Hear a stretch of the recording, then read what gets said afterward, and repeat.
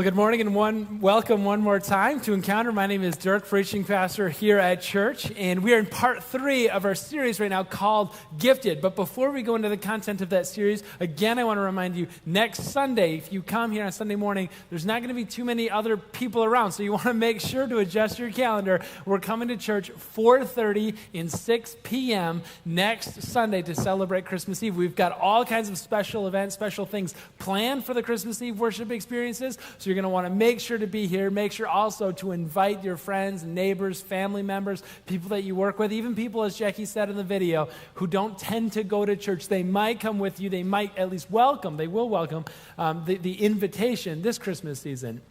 Okay. As we move into this series here, we want to kind of acknowledge something. On the table, I brought with me, what we're talking about today is bad gifts. I brought with us here a bad gift. This is, as you can see, it's wrapped in newspaper, which indicates you know it's not going to be a great present. More than that, what you can't see is actually the opinion section of the local paper. So it highlights just like, this is not going to be a good experience. It's wrapped, it's held together with duct tape because no attention has been paid to the aesthetic value whatsoever. The edges, the sides are all dented in and crinkled because whatever was here, if it was in one piece earlier, it probably isn't anymore. The reason is because it is a bad gift. It's the kind of gift that really nobody wants to receive. And if I could be honest with most of you, I want to tell you that I'm kind of sort of the king of the bad gifts. I'm not a good gift giver. Those of you who maybe have received gifts from me, you understand this to be true. If you've ever thought to yourself, like who is that person that gives his wife a vacuum cleaner for their birthday? That's me. But it was a Dyson though, and those things are expensive. I have a sense that I might be doing most of the vacuuming from here on out. But while we're on that topic though, just to kind of highlight just how much of a hole I tend to dig myself in, we share an Amazon account, which means that I can kind of creep on what Chris and my wife's past browsing history is, and so that gives me an idea and a lead on what a good gift would be. Pro tip: maybe check that one out. Hack into your significant other's Amazon history, and you might find a pretty good gift giving idea on that one. In this case, how she almost ended up with receiving a treadmill for Christmas. I thought it was great. It was in my cart at one point. Honey, don't worry though. I did not get. Guys, do not give your wife a treadmill for Christmas. It's not a good idea. It's a bad gift idea. I can see some discomfort, some smirks out there, and that's okay. It's okay to acknowledge kind of poking each other because you know of the two which one of you is a better gift giver and which one is a worse gift giver. And that's all right to kind of get that out there. But this Christmas season, what we want to acknowledge is that many of us are probably going to receive bad gifts. Now, maybe like me, the bad gifts that you receive are going to edge on something that's too practical, right? I guess it works, but maybe we should just probably forego all small kitchen appliances this Christmas because they're just it's not significant, it's not special enough. I realize what I'm doing is I'm popping holes in all of these gifts just before Christmas, and this is dangerous, so I apologize for that. We're going somewhere though. Other ways of giving bad gifts are maybe gifts that are just too generic. Right? They don't say anything significant, anything special about the person that you're giving them to. It's like a Visa gift card or like a Speedway gas station. Like everybody loves a Slurpee, but it doesn't make it a good gift. These are all probably bad gift ideas. Other things is just when you, frankly, cheap out. There's a $20, $30 gift limit on the exchange, and you show up spending $1 or $5. You just cheaped out. By the way, for those of you... Everybody knows that those Hershey's Potto Gold chocolate boxes, you know what I'm talking about? Everybody knows that those are buy one, get one free in Christmas, all year. That they don't sell them for normal price. They're all BOGO'd, okay? So when you show up to the gift exchange with just one box of chocolate, everybody knows you either ate the other one or it's still in your car. It's a bad gift to give this Christmas season. That's what we're talking. We're talking about bad gifts. But no matter how bad your gifts, either you give, hopefully not, or receive, I don't think any of them are going to come close, are going to be able to hold a candle to the bad gifts that we see as our third installment of the series of Gifted. Remember, we're looking through the gifts of the Magi, the gifts of the wise men, as they're sometimes called. And we're going to pick up that story in Matthew chapter 2, verse 11, just as a reminder of don't forget, this is part 3 of the 3-part series Gifted, where we read that then they, that's the wise men, the Magi, opened up their treasures and presented him, that's Jesus, toddler Jesus, along with his family, with gifts of gold. That's a good gift. That's always a good gift. In case you're still looking for something, that's been a good gift apparently for at least 2,000 years. Gold is a good thing to give and receive. Gifts of gold, frankincense, that's weird, remember. But don't forget, if you were here last week, it costs twice as much as gold per ounce. So that alone makes it a pretty decent gift. And myrrh. And that's where it takes kind of a weird turn towards the bad gift giving and receiving experience. Myrrh is a weird gift to give. Myrrh is it's a scent, but its significance isn't so much in how good it smells, but how powerfully it smells. So think in your mind less of perfume or cologne, and think for yourself more along the lines of deodorant, right? It's something that masks the odor, that masks the scent that's already there. So with that kind of in mind, the best use for myrrh when they were giving and receiving these gifts a couple of thousand years ago, the most common use that it was for is masking powerful aromas, namely bodies, dead bodies.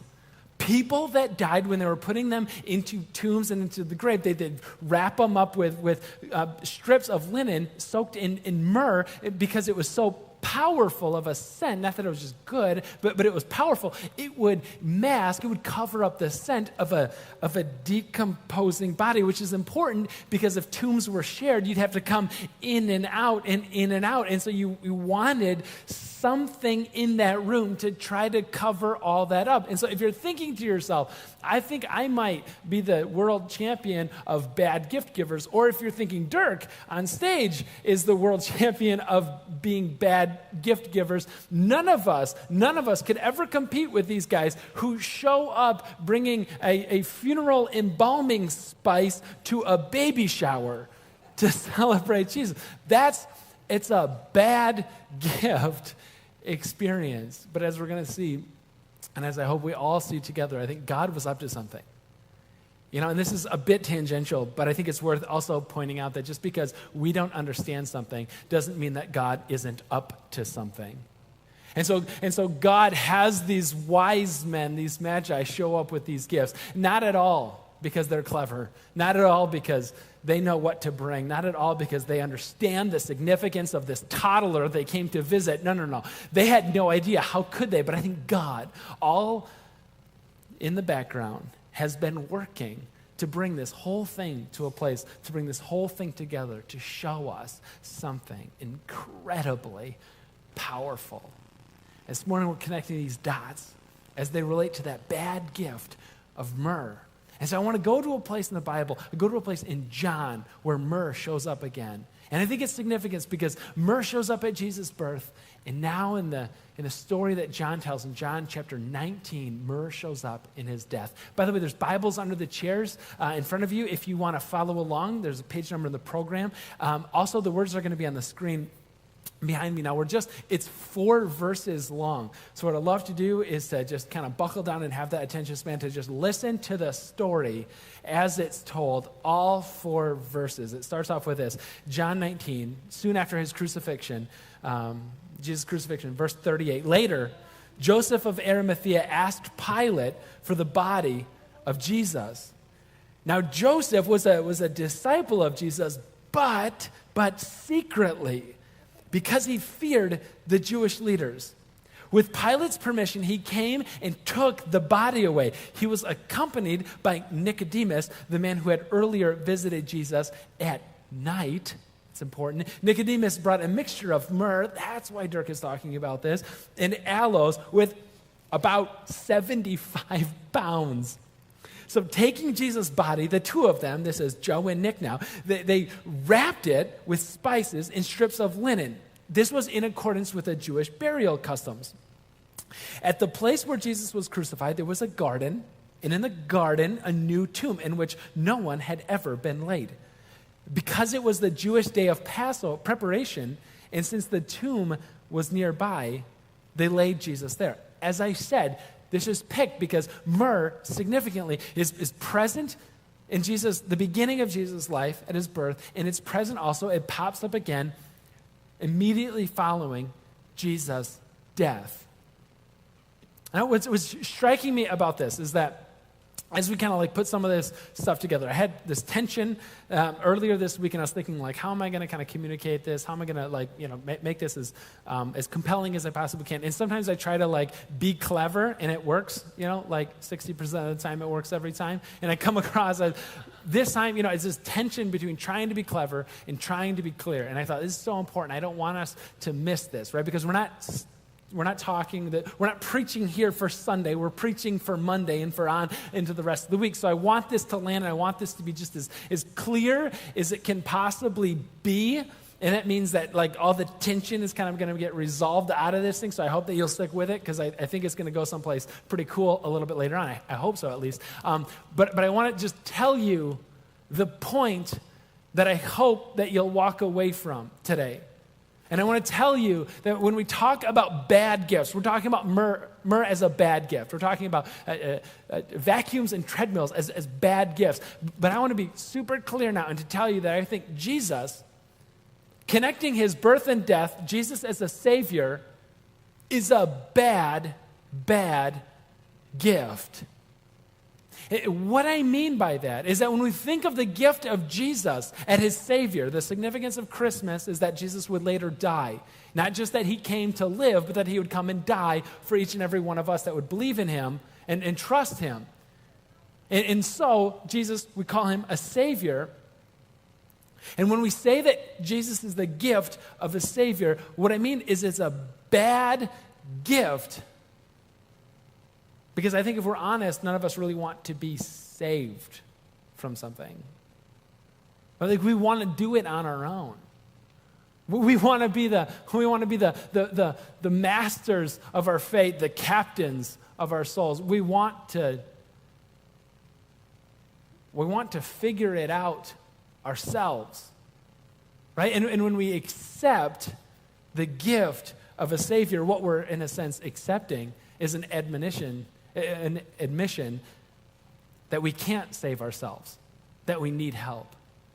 So it's like this. If you show up to a Christmas party, every Christmas party, you've got a work party, an in-laws party, extended family party, and your own personal Christmas party. You might have a few more on top of that. But you show up to every single Christmas party, and at every one there's a Secret Santa or there's a stocking or something where you get these little gifts. And imagine this, and if every single one of them, you open up the stocking or you open up the Secret Santa thing, and inside there's a case of breath mints. And by the third or fourth one, you're starting to realize, like, I don't think this was a coincidence, right? And I don't think everybody got together and decided we should get him breath mints. No. Pretty soon, what you start to realize through all of that is that I think I just am a person with bad breath, right? And everybody else realizes that, and so they're giving me this thing. And what makes it a bad gift isn't so much that it wasn't thoughtful. Oh, no. Just the opposite. It was too thoughtful, right? It landed. But to accept that gift, it's almost in a sense like we have to accept that there is something wrong, that there is something deficient about us, right? Or you can up the ante a little bit more on top of that. If you've got a friend, close friend, somebody who knows you better than everybody, and they know that you have just like a terrible diet or something, right? Like late night pizza and candy, and it sounds amazing, I know. But like they know that this is you. And so they end up like giving you for Christmas or birthday or something the remarkably bad gift of like, healthy eating recipes connected to like a, guide to healthy cooking book. And you're like, it's the worst gift. Not because it wasn't thoughtful, but just the opposite, just so much. Because by truly like accepting that gift, you have to accept something about yourself that your friend is calling out that you don't necessarily want to accept. I think the worst one that I can think of is probably when somebody who knows you and who knows what you're going through, He knows, especially now, that things have been tight, that things have been hard. And so the friend or the family member or something, they sit you down and they say, we've got a gift for you because I know that you've been struggling lately. And they slide an envelope with a check across the table. It's a financial gift. And they say, because we want to help you out, please, would you accept this? And you know that to accept a gift also comes with some kind of admission that I got myself into this mess, or I didn't prevent this mess from hitting me hard, or there's something about the situation that I'm in that I cannot get myself out on my own, and so I need help. And you accept that gift. And so this morning I want to tell you that Jesus, as the gift of a Savior, is kind of like that awkward, bad gift. That when you accept him as a Savior, what you're doing is you're accepting that you cannot do this on your own. I cannot be a good person on my own. I cannot be a moral human being on my own. I cannot get myself out of the hole that I continually dig myself in on my own. I need help. I need someone else to come in and to rescue me from that. In fact, when we say that we accept the gift of Jesus as Savior, essentially what we're doing is we're accepting one simple fact that, God, it would be better if I were not in charge of my life, but that you were in fact in charge of my life. And if that isn't a hard truth for you to come to terms with and to say, if that's easy, if you're like, yeah, sure, totally. I don't think we've done the real hard work of truly accepting that gift. Because I think in our heart of hearts, each one of us, we want to maintain control. And we find all of these different ways of manufacturing control in our lives, in our hearts, even in our spiritual lives as well. Now, two guys that we just read about, I think did this perfectly for a long, long time. Joseph of Arimathea and also Nicodemus, as the story told us. Now, these were interesting guys because in these 4 verses, they don't pop up a lot of other places, even though they're really significant people. Joseph of Arimathea, and they both have a couple of strong things in common. I'll just tell you, they both have this religious system in common. Joseph of Arimathea is actually, he's a guy who's He's in the Jewish ruling council. It's called the Sanhedrin. They're, in fact, the group that made the final decision to pursue arresting Jesus and having him crucified. I just think that's incredible that now the guy asking for his body was in the room when they made the decision and they all voted on whether or not they were going to crucify Jesus. Now, the other Gospels, they tell us that Joseph of Arimathea is a good guy, righteous guy. He didn't go along with it. He didn't put his hand up. But still, he was right there in the room when the decision was made to crucify Jesus. Because when it comes to religion, friends, this guy, he was an expert. And then there's Nicodemus. And Nicodemus, he shows up a little bit more often. Joe, we don't see him too often. In fact, we don't see him at all until he shows up right after they take Jesus' body down. That's when Joseph of Arimathea comes up, which I think is just kind of an interesting side point because nobody in the Gospels mentions him at all. And then all of a sudden, all 4 Gospels, Matthew, Mark, Luke, and John, all mention Joseph of Arimathea. And I think that's significant because, remember, the Bible was written while a lot of these people were still alive, right? And so it's writing to people and saying, listen, if you don't believe me, go to the tomb. If you don't believe me, find Joseph of Arimathea, find that guy, and ask him where the body of Jesus is, okay? Because it's his tomb. He'll tell you the whole story. So all 4 gospel writers, Matthew, Mark, Luke, John, they point out, you got to talk to this Joseph of Arimathea guy. Now that's Joe. There's also Nicodemus, also a super religious guy. John, in fact, same place where this story comes from. Early on in the Jesus story, according to John, he says, Nicodemus was someone who came to Jesus under the cover of darkness. Right? He's doing what he is doing in secret because Jesus loved to beat up on the uppity religious types. right? Jesus loved to make examples out of what was called in his day as Pharisees. Jesus loved to call out the guys that were worshiping God with their lips, but their hearts were far from God. Jesus loved to really just shamelessly embarrass the people who are kind of hollow on the inside. Jesus loved to call out the religious hypocrites and the religious liars. And Nicodemus was one of those. He was one of the Pharisees. And he starts to hear about some of these miracles that Jesus is up to. And so he wants to know more. And so he goes to learn more. He goes to Jesus under the cover of darkness. And he goes, I've got some questions for you. Could you tell me a few things? First of all, I'm wondering, how is it that I can be saved? Which is such a good question, right? I mean, and Jesus answers them and he goes, Nicodemus, it's almost like you have to be born again. And Nicodemus is like, you've got to be kidding me. I'm a grown man, for crying out loud. How am I going to be born again? And Jesus goes, no. It's not physically, but it's like you have to experience this spiritual rebirth. Now, we do that in terms of baptism, right? Where it's like you were going down this road, now you're going down this road. Like 2 people emailed me this week earlier about getting baptized. It's super exciting. But that's what that means. It means I was going here and I was heading here. I'm experiencing this like spiritual rebirth. But for Nicodemus, right, it's confusing. For Nicodemus, he's going, I don't know about this. And so he walks away, but he doesn't leave. Right? Like that night, he kind of walked out, but he stayed around. And so what I think is so interesting about these 2 guys, Joe and Nick, Joseph of Arimathea and Nicodemus, what's so interesting, these 2 guys, is that they're both so completely steeped in the religious traditions and in the religious system.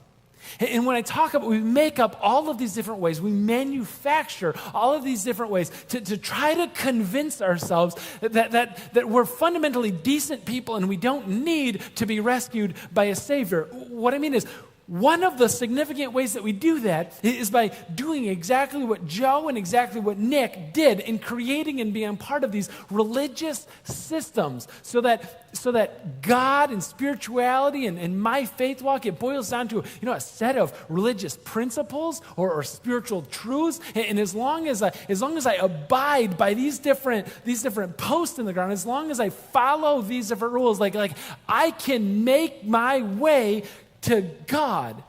And like every world religion around like pours into them and says, yes, I mean, God as you understand him. I mean, if it's God, if it's Yahweh, it's Allah. If you follow the Quran, the Bhagavad Gita, I'm pronouncing that wrong. If you follow the Book of Mormon, like whatever the religious text is, if you follow the rules, you can make your way into heaven or nirvana or the good place or like whatever the deal is. Like you can get there and then Jesus steps in and says, no, I am not your religion to enable you, to power you up, to give you the boost to get there. I am not your religion. It's far worse and far better than that. I am your Savior. And I came to rescue you from that. And he did. And they were changed. They were so incredibly changed. And I want to know, like what was it that moved them? What was it that changed them? Right? Because after Jesus was crucified, after he died, they took him down from the cross, and they were going to put him into a mass tomb with all the other murderers and thieves, all the other people that were crucified earlier that day and earlier that month, and they were just going to put him in the mass grave like they do for everybody, except Joe went before the governor. He went before Pilate, as it says. And he asked for the body of Jesus. Now, That is so incredible. In fact, when Mark, the Jesus story, according to our Mark, when he's telling the story, Mark doesn't say he went to the governor to ask for the body. He says, no, it was more than that. He took courage, my heart, and he went before the governor, Pilate, to ask for the body, because that's what it takes, is courage to now not secretly but publicly identify yourself as a follower of Jesus. Get this, friends, get this. After Jesus died, all of the disciples, they fled. They hightailed it. They got out there. I'm talking Peter denying Jesus 3 times. James, John, like the favorites, the inner circle. Everybody got out of there, and nobody is around to see what happens to the body of Jesus except these 2 guys. And one of them, Joe, asks for the body to be his. Now get this. Every other disciple could just pretend that they never knew Jesus. Peter did it 3 times. Every other disciple could hightail it, could run. They weren't physically attached to Jesus in any way. They could just start over, start a whole new life. But not Joe, right? Because Joe, he goes before Pilate and he says, I want his body. And the significance is that when the crackdown started on the Jesus movement, and it already did start with Jesus' own crucifixion, when they started cracking down on the followers of Jesus, all of the other disciples could have been hiding in the wind, but now Joe would be left here with the body of Jesus. And so everybody would know he is a Jesus follower. He is the one that took on the body of Jesus when he didn't have to, and when no one else would. What I'm just simply saying is that Joe had an experience that moved him and impassioned him and gave him the courage to stand up and ask Pilate, the governor, for the body. And Nicodemus shows up to the tomb, meeting Joseph of Arimathea that day. Shows up not empty-handed. No, you heard it. He shows up with 75 pounds of myrrh and aloes, spices that he's going to take now to honor Jesus' body, to honor his life now in death. That is a truckload of spices. And you're thinking like 75 pounds of anything is kind of a lot. But now he shows up with this. He's probably not even alone. He's probably got like servants, people that he's hired to help him just physically carry it all into the tomb where they're going to be doing these preparations. And the point that Nicodemus is making is, you're exactly right. That is a bit much. That is a bit excessive. They didn't use that much myrrh to soak people in, to cover up the stench of their decomposing body. That wasn't normal in those times, but it was normal for a king. It was normal for a king.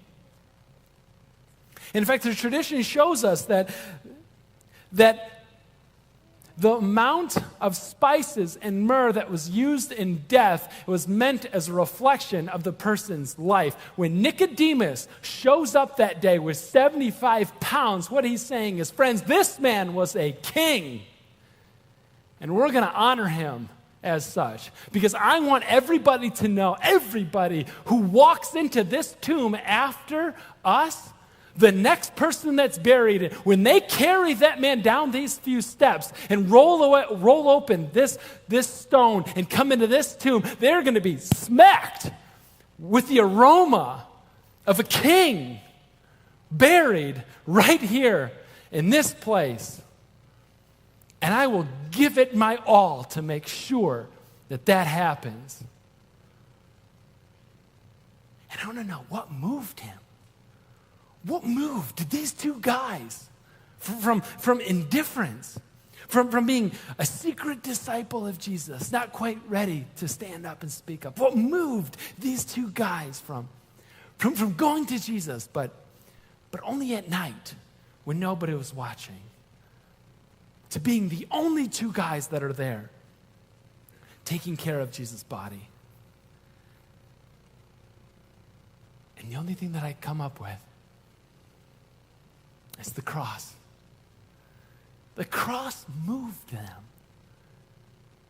May the cross move you this week. in Christmas time, but all the time. May we honor Jesus' life, but also, too, point towards the significance of him becoming a man was that he would give up life in death to be our Savior. You see, as horrible as it is, as awful as it is to think about, is that the pain of the cross was what moved them to the love of God. Pain has a way of doing that, doesn't it? Loss has a way of doing that, doesn't it?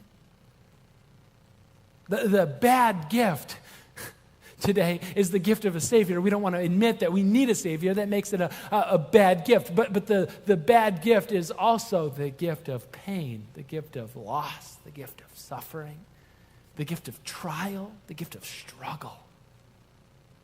You know, I say that with fear as well, because I know that there's stories of loss, there's stories of hardship, there's stories of struggle here in the room, and we don't want to think about that as a gift.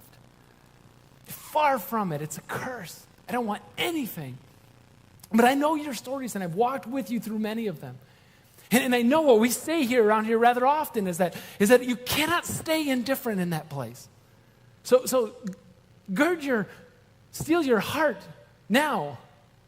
Because when the pain comes, you will not stay as a secret disciple or as an undercover Christian for very long. When the suffering or the loss comes, you will be moved.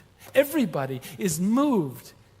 When the heat is turned up, you will be either moved into a place of loathing and hatred at the very thought of God, or you will be moved, as so many of you are, and as so many of you have been over the last year or 5, when the heat was turned up and when the pain became intense, you found yourself being moved, in fact, being more than that, being driven deeper into the love of God than you ever thought imaginable before. The gift of pain has a way of doing that. When it comes, we will recognize it as something unnatural, as something not part of the good, perfect, given creation that we have, but may we not waste it. May we allow it to drive us, as it did for Joe and Nick, deeper into the love of God than we ever thought imaginable.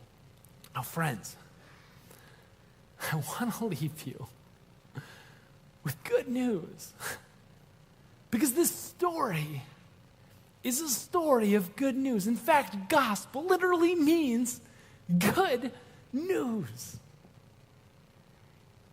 And so I want to point out that in the entire Gospel of John, the story of Jesus, according to John, Jesus was dead for just 4 verses.